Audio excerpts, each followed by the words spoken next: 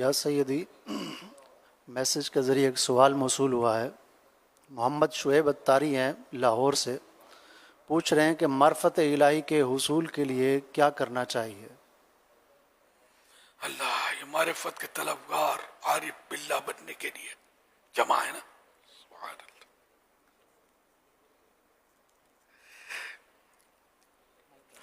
معرفت کہتے ہیں پہچان کو۔ اللہ پاک کی پہچان کے لیے کیا کرنا چاہیے؟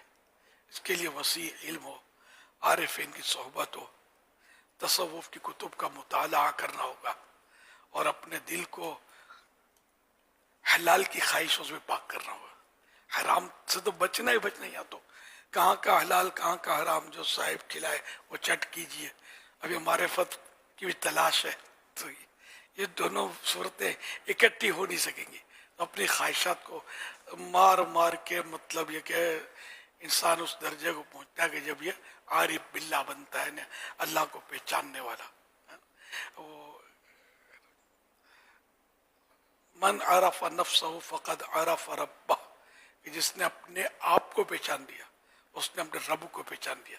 یہ بزرگوں کا قول ہے۔ تو بہرحال یہ کہ وہ کسی نے با یزید کو آوازیں دی تو انہوں نے سنی نہیں، پھر وہ ملا ہوگا کہ آپ کو اتنی آوازیں دی آپ نے سنا نہیں۔ با یزید بستامی رحمۃ اللہ علیہ تو بولا میں 30 سال سے با یزید کو ڈھونڈ رہا ہوں، میں 30 سال سے با یزید کو ڈھونڈ رہا ہوں، مجھے ملا نہیں۔ یہ کوئی کیفیت کے عالم میں یہ کیفیات ہوتی ہیں بزرگوں کی، کہ اس کیفیت میں یہ، اب اس کا کیا معنی کہ میں ڈھونڈ رہا ہوں؟ تو ایسا گما دے ان کی ولا میں خدا میں، ڈھونڈا کریں پر اپنی خبر کو خبر نہ ہو۔ دوبارہ لے کے معرفت الہی کے لیے اللہ پاک ہم سب کو نصیب کرے، دعا بھی کرے، اور ہم اللہ کرے کہ اتنا علم بھی حاصل ہو جائے کہ ہم مطلب حلال حرام کی تمیز کریں، اتنا نفس پر کنٹرول ہو جائے کہ لذات دنیاوی سے جو ہمارا انہماک ہے، اس میں جو ہمارا جذبہ اور شوق ہے وہ بھی دم توڑ جائے۔ تو ایک سے ایک لذیذ غذا اپنے کو چاہیے، ایک سے ایک خوبصورت لباس ہمیں پہننا ہے، ایک سے ایک آسائش اور آسانی کے طلبگار ہم ہیں، اور مطلب اب اس طرح تو معرفت الہی کیسے ملے گی؟ حضرت ابراہیم بن ادم رحمۃ اللہ علیہ ایک بار اپنے شاہی بادشاہ تھے بلخ کے، تو داخل ہوئے اپنے شاہی کمرے میں، تو کنیز سوئی بھی تھی اس پر، آپ جلال میں آ گئے، بادشاہ تھے، اس کو کوڑا مارا، شاہی بستر پر تو سو گئی ہے، تو وہ ہنس پڑی۔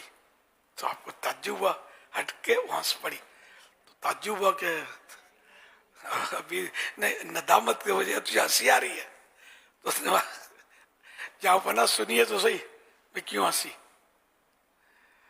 میں اس لیے ہنسی کہ میں شاہی بستر پر ایک لمحے کے لیے تھک گئی تھی کام کرتے کرتے، تو لیٹ گئی، آنکھ لگ گئی، تو مجھے چابک پڑا، ہنٹر پڑا۔ تو جو عمر بھر شاہی بستر پر لیٹے گا اس کو کیا کیا پڑے گا؟ ایک دم یہ چوٹ کھا گئے کہ یہ بات تو صحیح ہے، یہ اس کا کیسے حساب ہوگا، اس سے نرم نرم بستر ہوگا، میرا کیا بنے گا؟ تو ابھی وہ اپنے پھر دربار کا ٹائم ہوا، دربار میں تشریف لائے، تو کوئی اجنبی جو تھا وہ دربار میں کسی طرح داخل ہوا اور ادھر ادھر دیکھنے لگا۔ کیا دیکھ رہا ہو؟ دربار کے آداب۔ بولا میں دیکھ رہا ہوں، سوچ رہا ہوں کہ یہ مکان، یہ جو محل ہے شاہی، یہ دربار ہے نہیں، اس میں کوئی اچھا نہیں ہے۔ کہ اچھا نہیں ہے؟ بے ادب، اچھا نہیں ہے، توہین کر دی تم نے۔ یہ اس سے پہلے کون رہتا تھا اس میں؟ کیوں؟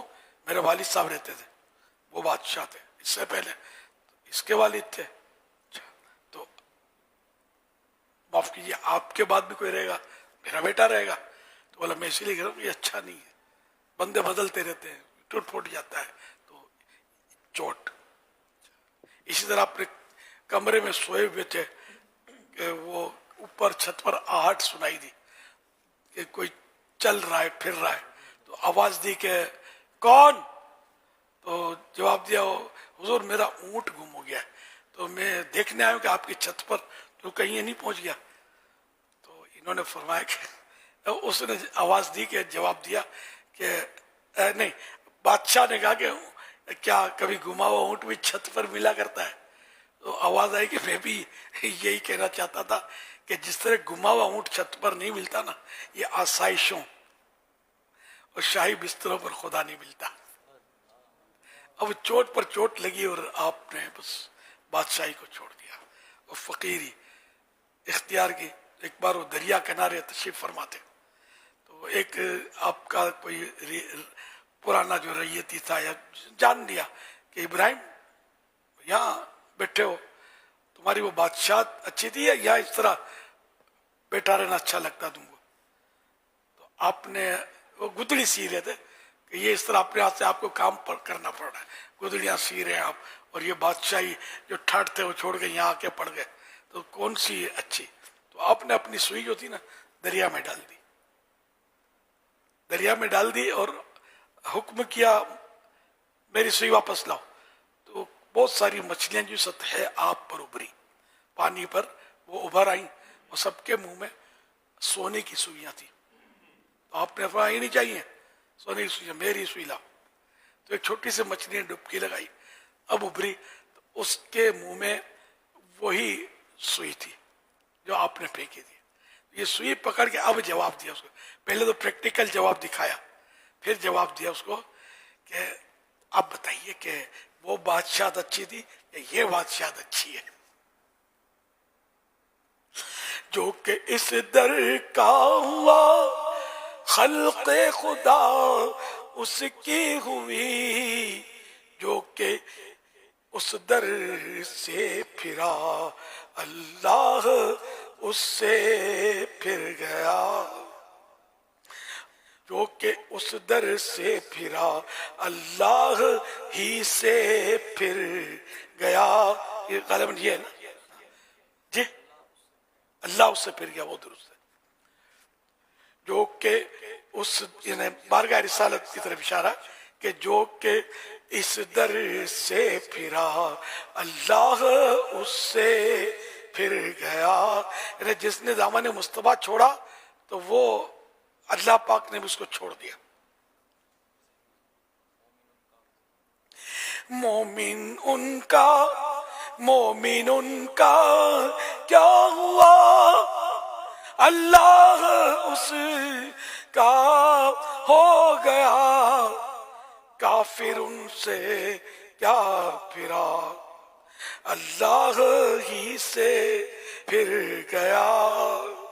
وہ کہ اس دربار رسالت کا، وہ کہ اس در کا ہوا خلق خدا اس کی ہوئی، وہ کہ اس در سے پھرا اللہ اس سے پھر گیا.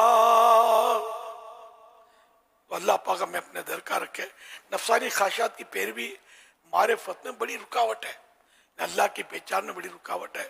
چنانچہ حضرت علامہ علی قاری رحمۃ اللہ علیہ مرقات المفاتیح جلد 4 صفحہ 1714 پر فرماتے ہیں نفسانی خواہشات کا اندھیرا کبھی گناہوں کے ایسے اندھیروں کی جانب لے جاتا ہے جو کہ معرفت اور کامل نور ایمان کے چھن جانے اور اندھیری قبر میں اتر جانے کا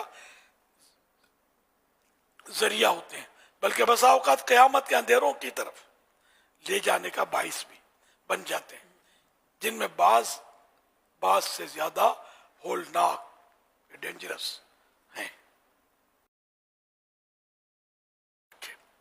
صلو علی الحبیب صلی اللہ علی محمد.